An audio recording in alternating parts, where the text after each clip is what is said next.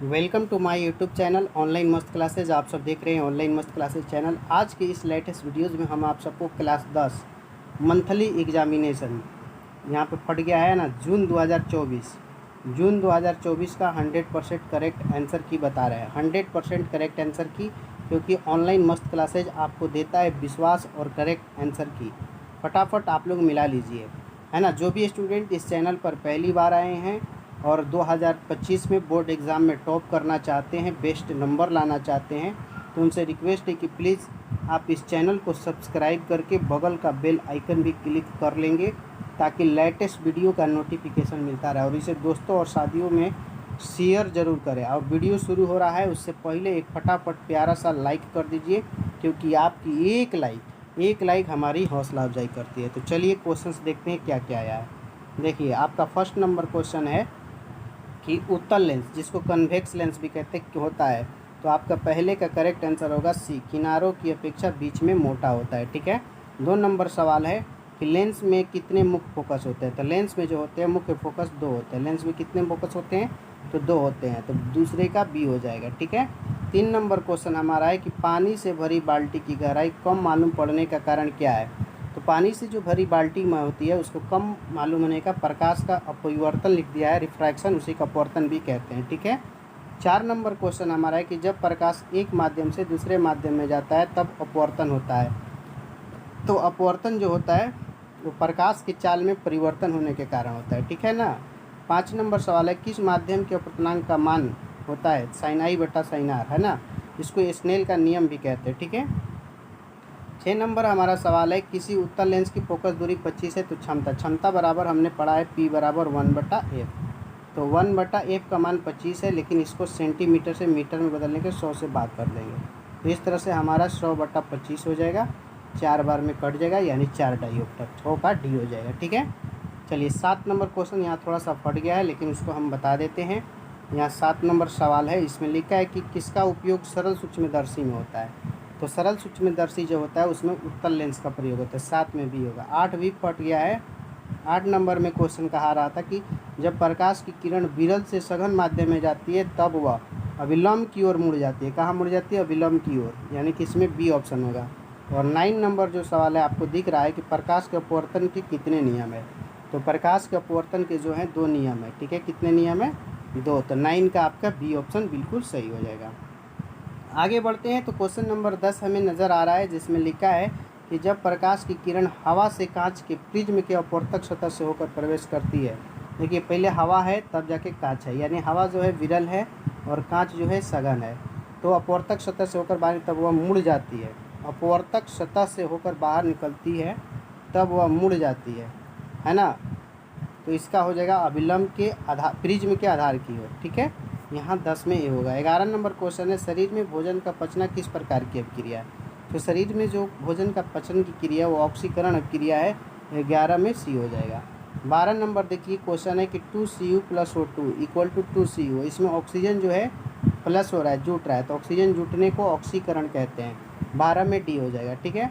13 number है कि निम्नलिखित में कौन रेडॉक्स अभिक्रिया है।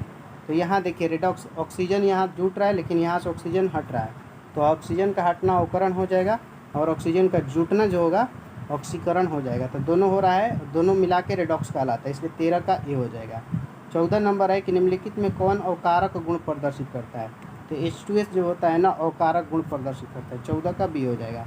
15 नंबर सवाल है कि ऑक्सीकारक है। तो ऑक्सीकारक जो है इलेक्ट्रॉन त्याग करने वाला ऑक्सीकारक कहलाता है।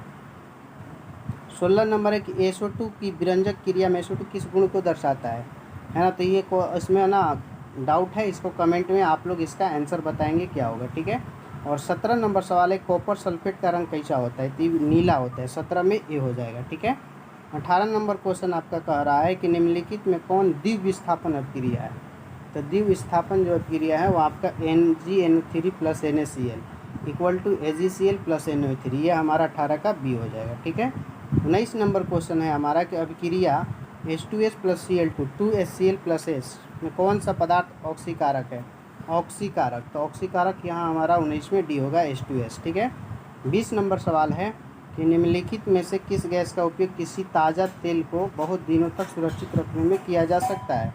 तो अमोनिया जो होता है NH3, इसी को फ्रिज में इस्तेमाल होता है और फ्रिजों में कोई चीज़ रखने से बहुत दिनों तक ताज़ा बने रहता है। ठीक है। 21 नंबर क्वेश्चन है, निम्नलिखित में कौन श्वसन क्रिया के उपरांत बनता है? तो श्वसन क्रिया के बाद CO2 H2O एवं ऊर्जा निकलता है। तो 21 का डी हो जाएगा। 22 है, निम्नलिखित में से किसमें किण्वन की क्रिया होती है? तो किण्वन की जो क्रिया होती है वो ईस्ट में होती है। 22 का बी हो जाएगा। 23 है कि अवायवीय श्वसन कोशिका के किस भाग में होता है? तो ये माइट्रोकांडिया में होता है। 23 का सी हो जाएगा। ठीक है। 24 नंबर क्वेश्चन है कि निम्नलिखित में किसके द्वारा टिड्डा तथा तिलचट्टा में श्वसन किया होता है? टिड्डा एवं तिलचट्टा में श्वसन जो होता है ट्रैकिया द्वारा होता है। 24 का सी हो जाएगा। 25 नंबर सवाल है, निम्न मानव शरीर की कौन सी रचना वक्षगुहा के उदर गुहा से अलग करती है? तो यहाँ हो जाएगा आपका डायाफ्राम। ठीक है। 26 नंबर है, पौधों में श्वसन किस भाग में होता है? तना में, पत्तियाँ में, जड़ में? तो सभी में होता है। यहाँ 26 में डी हो जाएगा। ठीक है। 27 नंबर हमारा सवाल है, निम्नलिखित में कौन मानव श्वसन तंत्र का भाग नहीं है? तो श्वास नली है, गिल्स भी है, नासिका। तो इसमें आपका डी हो जाएगा, रक्त नहीं है। ठीक है। 28 नंबर सवाल है कि पौधों में खाद्य पदार्थों का परिवहन किसके द्वारा होता है? तो खाद्य पदार्थ का परिवहन फ्लोएम ऊतक द्वारा होता है। 28 का बी हो जाएगा। 29 है कि चालनी नलिकाएँ कहाँ पाई जाती है? तो चालनी नलिकाएँ जो होती है जाइलम में पाई जाती है। 29 का ए हो जाएगा। और 30 नंबर है, जाइलम वाहिकाएँ किस प्रकार की कोशिकाएँ होती है? तो जाइलम जो होती है मृत कोशिकाएँ होती है। 30 का बी हो जाएगा। ठीक है। अब यहाँ देखिए आपका लघु उत्तरीय प्रश्न आया है, बहुत इजी है, 2-2 नंबर का है। इसमें 5 प्रश्नों का सवाल करना है। पहला है, स्नेल का नियम क्या है? अपवर्तनांक की परिभाषा दे। प्रकाश के अपवर्तन से क्या अर्थ है? उत्तल लेंस को आँख के सामने रखकर सूर्य को देखना क्यों मना है? 4 क्वेश्चन तो यहाँ एकदम ईजी हो गया। अब आगे बढ़ते हैं। तो 5 में है, दुर्गंध युक्त खाद्य पदार्थ क्या है? ऑक्सीकरण अवकरण अभिक्रिया क्या है? उदाहरण सहित और क्षेपण अभिक्रिया का वर्णन करें। श्वसन सजीवों के लिए क्यों अनिवार्य है? मानव शरीर की कौन सी संरचना श्वसन अंगों का निर्माण करती है? मूल रोम की कोशिकाओं में जल कैसे पहुंचता है? तो बड़ा इजी प्रश्न है। दीर्घ उत्तरीय प्रश्न में जाते हैं, लॉन्ग टाइप का, जिसमें हमें 5-5 नंबर मिलेंगे। 3 प्रश्नों का सलूशन करना है। 11, जब प्रकाश कांच के आयताकार सिल्ली में तिरछा होकर गुजरता है तो निर्गत किरण आपतित किरण के समांतर होते हैं। किरण आरेख से समझाना है, यानी इसका बस ऐसे एक डायग्राम बना देना है ना? ऐसे प्रकाश गुजार के ऐसे वाला, और इसे डॉट लाइन से पार्श्विक विस्थापन, ये सब को दर्शा देना है। बस कुछ नहीं करना है, पेंसिल के माध्यम से 5 नंबर मिल जाएगा। 12, किरण आरेख की सहायता से उत्तल लेंस और अवतल लेंस के प्रथम तथा द्वितीय मुख्य फोकस को समझाए, है ना? आप उत्तल लेंस बना लेंगे। अब यहाँ एक F1 होता है, ये मुख्य फोकस, और ये द्वितीय हो जाएगा F1 F2। उसी तरह से अवतल लेंस में भी दर्शा लेना है।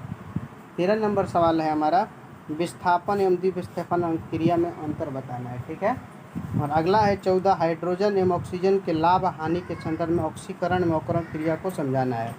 और 15 नंबर जो सवाल है उसमें जाइलम और फ्लोएम में अंतर बताना है। ये भी 5 नंबर का सवाल है। तो बहुत ईजी प्रश्न आया है।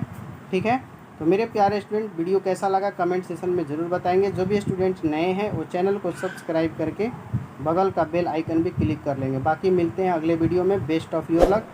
और जो लोग अभी तक इस सेशन को लाइक ना किए, प्लीज़ एक लाइक कीजिए, क्योंकि आपकी लाइक हमारी हौसला अफजाई करती है। जय हिंद, जय भारत, टाटा, बाय बाय, धन्यवाद।